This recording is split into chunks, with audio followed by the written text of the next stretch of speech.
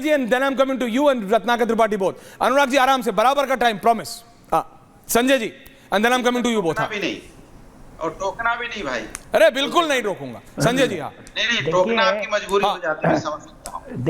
देखिए ऐसा है, मैं आपको क्लिंटन साहब का पूरा समझा देता हूँ. क्लिंटन साहब क्या चीज है, यहाँ पे किसी को नहीं पता होगा. कोई एक पर्सनल एनेक्डोट बताइएगा सर. क्लिंटन साहब का एक ट्रस्ट था, उसमें उन्होंने मेरे को इनवाइट किया और कहा कि आप इस ट्रस्ट के मेंबर बन जाइए. मैंने कहा मैं बनने को तैयार हूँ, पर इस ट्रस्ट का उद्देश्य क्या है. तो उन्होंने बोला क्या होना चाहिए. मैंने कहा ये होना चाहिए कि आप पैसा जो भी इकट्ठा करें डेवलपिंग कंट्री से इकट्ठा करें और माने डेवलप कंट्री से इकट्ठा करें और डेवलपिंग कंट्रीज में खर्च करें, नंबर 1. दूसरा मैंने कहा जो दुनिया भर में कॉलोनिज्म हुआ है, मैंने स्लेव ट्रेड का जान के नाम नहीं लिया. मैंने कहा जितना कॉलोनिज्म जैसे अंग्रेज और वगैरह वगैरह उसकी भर्त्सना करिए, क्लिंटन साहब भर्त्सना करिए. तो वो उसके बाद मेरे को उन्होंने दरकिनार कर दिया. सवाल ये है, अमेरिका का एक ही मकसद है कि दुनिया में जितनी ताकतें हों वो अमेरिका की चमचागिरी करें.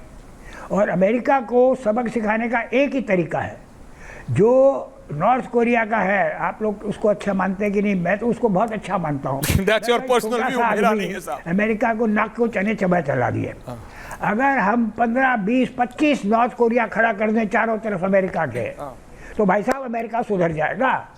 वो आज मेरे यहाँ बांग्लादेश में उसने करके मेरे यहाँ घुसने की कोशिश कर रहा है या किसी और मुल्क में करने की कोशिश कर रहा है, वो सब बंद कर देगा.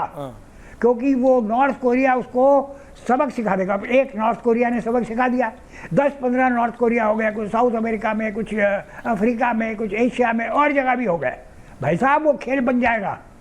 इसको सोचिए. अमेरिका जैसे को समझाने के लिए टैक्टिक तो अलग है, लेकिन जो ओके संजय जी, लेकिन जो अभी आनंद जी भी हंस रहे हैं, नहीं पॉइंट टेकन. लेकिन अनुराग भदौरिया आप मुझे बताइए, क्या भारत में एक व्यक्ति ने, आपकी पार्टी के एक व्यक्ति ने, क्या अखिलेश यादव जी ने भत्सना की कि बांग्लादेश में क्या हो रहा है? नहीं, मैं बात सिर्फ उसकी नहीं कर रहा हूं, मैं कह रहा हूं अब क्लिंटन मान रहा है, अमेरिकन फॉर्मर प्रेसिडेंट मान रहे हैं कि हमने किया बांग्लादेश. अब तो समझिए कि राहुल गांधी की उस चीज का आप समर्थन नहीं कर सकते. गोरों से जाके, विदेशियों से जाके भारत में डेमोक्रेसी नहीं बचा सकती. आप बचाइए अनुराग जी.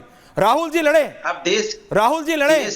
राहुल जी लड़े, जनता का समर्थन ले. नरेंद्र मोदी को अगर हरा सकते हैं आप, अगर बाबा को यूपी में हरा सकते हैं आप, हराइए. विदेशियों से थोड़ी मदद लेंगे हम.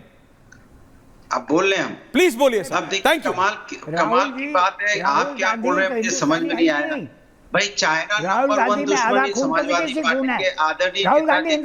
ओके संजय जी अभी दूसरों को बोलने देते हैं. देखिए मैं आपको पहले बता दूं, इसके पहले याद होगा किस नेताजी ने बोला. मैं अपनी बात कह लूं, जी बोलिए. You allowed. देखिए चाइना नंबर 1 दुश्मन है, ये समाजवादी पार्टी के राष्ट्रीय अध्यक्ष पहले के हमारे रहे नेताजी ने, आदरणीय नेताजी ने बोला था, पार्लियामेंट में खड़े होकर बोला था. लेकिन हमारे देश के भारतीय जनता पार्टी की सरकार और प्रधानमंत्री जी तो गए, और आज की डेट में चाइना का नाम तो लेते हैं, लेकिन सबसे ज्यादा बिजनेस चाइना से आज की डेट में चल रहा है. बंद कर दीजिए, किसने रोका? पाकिस्तान हमारा दुश्मन है, वहां भी देश के प्रधानमंत्री जी गए. अमेरिका को आज दुश्मन बता रहे हैं, वहां भी अभी हाल भी होके आए हैं और लगातार जाते हैं. तो कमाल की बात है, जिसकी हम यहाँ डिबेट करने बैठे, जिस कंट्री की, उस कंट्री को तो हम तो दुश्मन मानते हैं. क्या सरकार दुश्मन मानती है?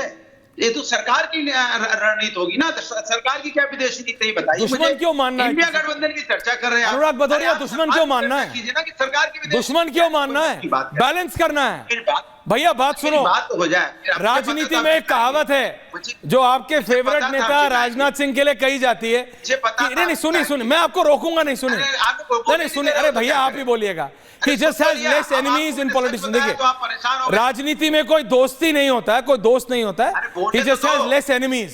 सुनिए, राजनीति में, और ये तो आप अंतरराष्ट्रीय राजनीति की बात कर रहे हैं, बैलेंस करना है. बैलेंस. अगर हम पहले रूस जाते हैं तो अमेरिका को मैसेज मिल जाता है. आप समझिए मेरी बात.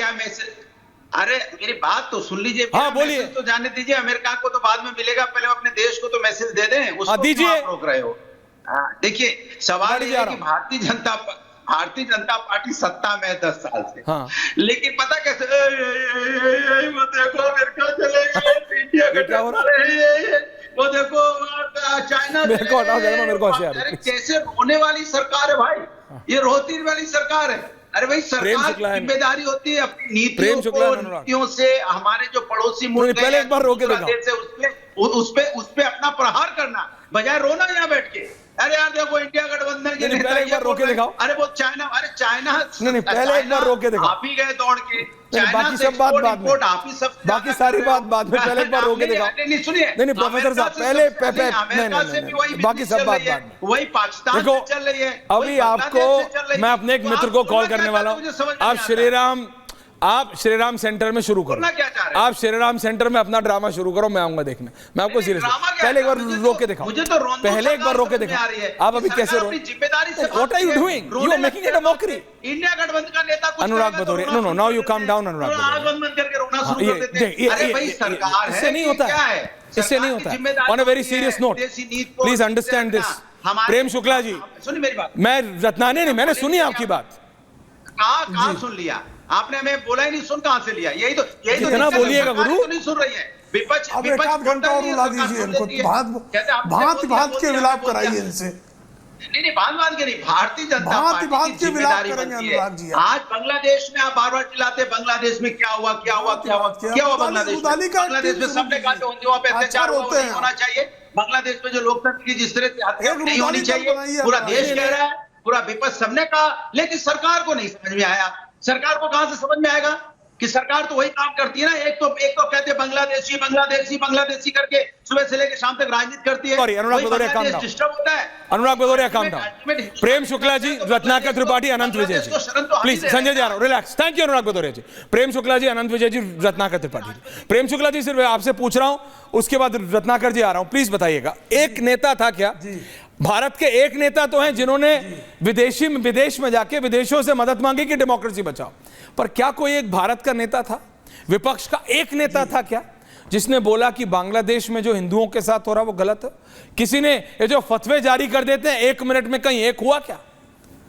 आप समझिए जी, मैं कह रहा हूं it's all intelligent, what is happening. जो भांति के विलाप, नहीं अभी विलाप का टाइम, अभी भांति का विलाप करने का जो आप जिस तरह का उन्होंने ड्रामा किया, मतलब आपके डिबेट के स्तर को जहां तक ले जा रहे हो अनुराग जी, वहां पर उनसे वो ये नहीं बता पाए। आप ही ने उनसे सवाल पूछा, भाई अखिलेश यादव का वो बयान कृपा करके निकाल के दिखा दे कि बांग्लादेश में हिंदुओं पर हुए अत्याचार। नहीं बोलेंगे साहब, अखिलेश यादव ने क्या कार्रवाई करने की बात की, कहाँ है? दिखाइए ना मुझे, तिथि के साथ दिखा दीजिए। आप फिर लगे चीखने चिल्लाने। Please don't speak in Anurag ji, देखिए you are on air but don't speak. लगातार जो है बकबकाने के अलावा कुछ नहीं होता है। आपने बांग्लादेश में बकबकाने के अलावा क्या कार्रवाई? अरे अभी रोएंगे आप, जैसे योगी जी ने रुलाया था आपको ऐसे रोएंगे। बांग्लादेश के अंदर अभी रोना शुरू कर देंगे आप बहुत जोर से। हमारे हिंदुओं पे please relax, thank you, thank you.